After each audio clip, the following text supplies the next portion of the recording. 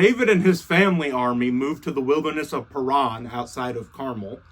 And there's this rich guy in Carmel named Nabal, right? And he's got this hot-ass wife named Abigail. And David sends some messengers from his people with basically a little speech to try to get some free food. And Nabal is so fucking rude. He's like, who the fuck is David? Yeah, a lot of fucking slaves come free of their masters nowadays. He ain't special.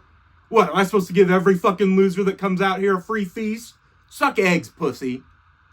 And David, when he hears that he said this, is like, fuck him, man. I wasn't even gonna fucking do this, but I'm gonna fucking kill this guy.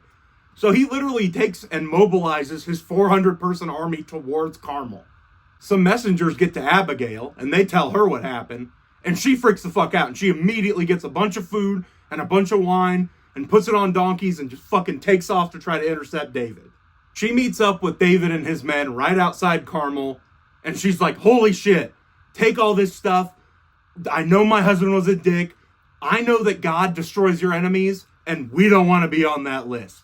You take this stuff and my apology. And David is like, thank God you made it here in time. Holy shit. I was about to fucking slaughter you guys, hella sinful style. Good thing you made it here, jeez Louise. Go on home, we ain't gonna hurt you.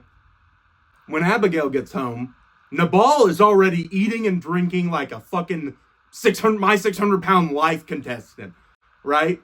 So he goes to sleep, and in the morning, she tells him what happens, and he is literally so shocked that within 10 days, he fucking dies of a heart attack.